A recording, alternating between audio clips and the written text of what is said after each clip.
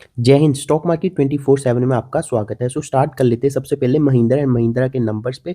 पिछले 3 4 5 क्वार्टर से महिंद्रा महिंद्रा हमेशा अपने इन्वेस्टर्स को खुश कर रहा है, क्योंकि इसके नंबर्स बहुत ही ज़्यादा तोड़-फोड़ आ रही हैं और इस क्वार्टर में भी इसके नंबर बहुत बढ़िया आए हैं। चेक कर लेते हैं। ईयर ऑन ईयर इसका सेल्स 26% बढ़ी है और EBITDA ईयर ऑन ईयर 23% बढ़ा है और नेट प्रॉफिट लगभग 55% बढ़ा है। महिंद्रा एंड महिंद्रा अगर आपके पास स्टॉक है तो मुझे नहीं लगता आपको बेचना चाहिए, क्योंकि काफ़ी काफ़ी समय से महिंद्रा एंड महिंद्रा बहुत ही बढ़िया रिजल्ट्स दे रहा है और इनका फ्यूचर गाइडेंस को लेकर भी बहुत ज़्यादा बुलिश हैं इन्वेस्टर्स भी और कंपनी भी, क्योंकि कंपनी बहुत ज़्यादा न्यू मॉडल्स निकाल रही है और ईवी में भी अब नए मॉडल्स निकाली है जो बहुत ज़्यादा मार्केट में चल भी रहे हैं। आपने BE6 देखा होगा, काफ़ी फ्यूचरिस्टिक भी लग रहा है, जैसे मतलब ग्लोबल प्लेयर्स को टक्कर दे रहे हैं। और अभी इंडिया यूरोप और इंडिया यूएस की ट्रेड डील भी हुई है और बहुत सारी कंट्रीज़ के साथ ट्रेड डील हो गई है इंडिया की, जिसके कारण महिंद्रा महिंद्रा को काफ़ी बेनिफिट होगा ग्लोबल एक्सपेंशन में। अभी तक तो इनकी ज़्यादातर गाड़ियाँ जो इनका बिज़नेस आता है वो इंडिया से ही आता है। अब आने वाले समय में इनका प्लान है ग्लोबल जाने का, मतलब अब इंडिया का ब्रांड भी कोई ग्लोबल होगा जिस जहाँ पूरी दुनिया में गाड़ियाँ बिकेंगी। अब बात कर लेते हैं अडानी की। अडानी जी पर फिर दोबारा से यूएसए ने अटैक कर दिया है। यूएसए की एजेंसी का कहना है कि अडानी ने ईरान से सैंक्शन्ड एलपीजी खरीदी है, जो कि अब अडानी एंटरप्राइजेस ने इस बात का खंडन कर दिया। बट हर कुछ समय बाद यूएसए की एजेंसीज या यूएसए का कोई इंडिविजुअल या कंपनी या गवर्नमेंट अडानी पर अटैक करते रहते हैं। I don't know what's the reason, but हाँ, अटैक करते हैं। मुझे जहाँ तक लगता है क्योंकि अडानी की बहुत ज़्यादा मतलब इन्वॉल्वमेंट है बहुत बड़े प्रोजेक्ट्स में, जिस पर इंडिया का फ्यूचर टिका हुआ है। अगर अडानी को कुछ भी इधर-उधर होता है, बहुत सारे बड़े-बड़े प्रोजेक्ट्स जो इंडिया के लिए बहुत इम्पोर्टेंट है, उसकी नींव हिल सकती है। इसलिए मुझे लगता है कि यूएस इंडिया को हिलाने के लिए अडानी पर बार-बार अटैक करता है। नेक्स्ट खबर पर चल जाते हैं। नेक्स्ट जो अब की सबसे बड़ी न्यूज़ है कि जनवरी में जो गोल्ड का ईटीएफ इन्फ्लो था वो इक्विटी से ज़्यादा हो गया। मतलब पहली बार ही हुआ है ये। आप सोचो, नंबर्स आपको मैं दिखाता हूँ, एक टेबल में चेक करना आप। गोल्ड में 24,040 करोड़ का इन्फ्लो आया है और इक्विटी में 24,029 करोड़ का इन्फ्लो आया, बट मार्जिनली बीट किया। बट इसमें ग्रोथ देखो आप, मंथ मंथ ऑन मंथ लगभग 106% की ग्रोथ है इक्विटी में, जबकि कम हुई है, मतलब कमी आई है, मतलब 14% की गिरावट है, मतलब आउटफ्लो हुआ है ज़्यादा। सो और सिल्वर में आप देख सकते हो, सिल्वर में लगभग 139% की ग्रोथ है, बट नेट इन्फ्लो है 9,463 करोड़ का। रिटेल इन्वेस्टर्स का तो हमेशा रहता है कि जहाँ भी मतलब कोई चीज़ बढ़ रही हो फटाफट उसको ले लेते हैं। जब रेलवे चल रहा होता है, फिर रेलवे, केमिकल तो केमिकल, मतलब। बट मैं अभी आपको बस इतना बताना चाहता हूँ, क्योंकि कमोडिटीज़ बहुत ज़्यादा बढ़ चुकी हैं, स्पेशली सिल्वर। सिल्वर में तो ऊपर से 30-40% की गिरावट भी आ गई है और बहुत सारे रिटेल इन्वेस्टर ऑलरेडी इसमें फंस चुके हैं। कोई भी चीज़ जब बहुत ज़्यादा बढ़ जाती होती है तो उसमें 30-40% की करेक्शन मतलब आम बात होती है। इस बात का भी आप ध्यान रखो कि ऊपर वाले पॉइंट पर अगर एंट्री करोगे तो स्टॉक्स के या फिर किसी भी चीज़ के गिरने के चांसेस बहुत हाई रहते हैं। अब बात कर लेते हैं निफ्टी आईटी की। निफ्टी आईटी में आज भी गिरावट थी, जबकि मोस्टली जितने भी इंडेक्सेस थे आज हरे निशान में थे, बट निफ्टी आईटी में आज फिर से भारी गिरावट थी।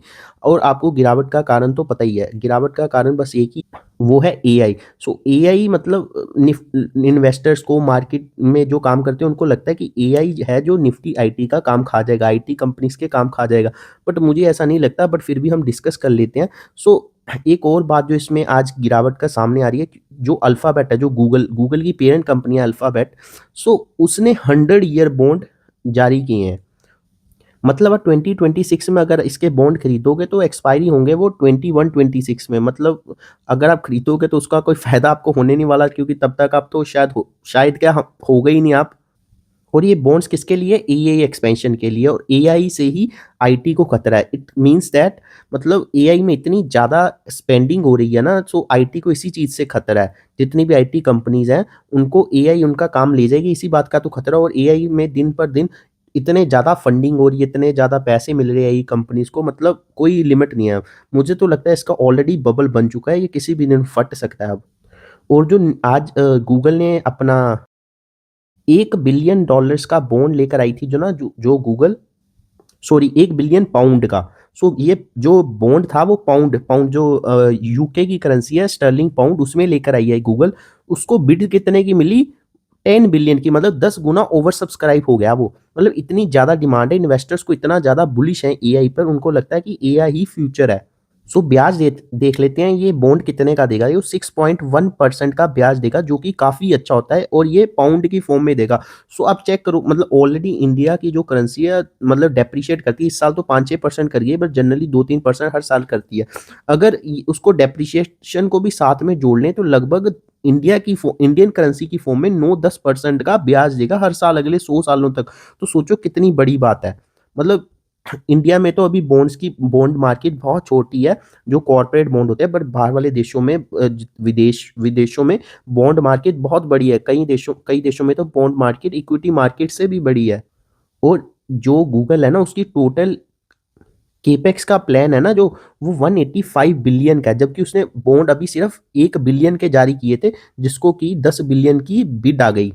और ये जो भी पैसा होगा ना, उसको गूगल डाटा सेंटर में और चिप्स में बनाने में खर्च करेगा।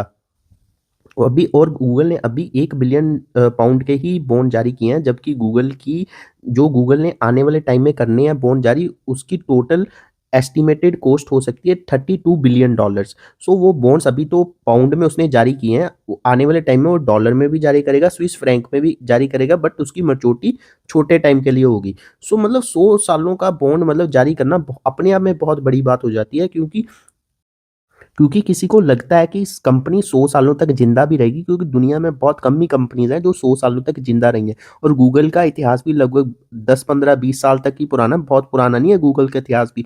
सो ये भी बहुत बड़ी बात हो जाती है। सो मतलब एआई का इतनी डिमांड आ रही है, सो इंडिया की एक स्टार्टअप ने भी अपना एआई बना दिया जो कि बहुत सारे पैरामीटर्स पर जिमनाई और चैट जीपीटी को भी बीट कर रहा है। उसका नाम है स्वर्णम एआई। सो मैंने इससे पहले वीडियो बनाई थी जिसमें मैंने डिटेल में डिस्कस किया था स्वर्णम एआई को, और कौन से स्टॉक्स को बेनिफिट होगा इस एआई से या आने वाले एआई की थीम से। सो उस वीडियो को अगर आपने नहीं देखा तो आप प्लीज़ उसको देख लेना, वो आपको मेरी होम पेज पर मिल जाएगी। And thanks for watching this video. अगर आपको वीडियो बढ़िया लगी है तो प्लीज़ इसे लाइक कर दें और मेरे चैनल को सब्सक्राइब कर दें। जय हिंद।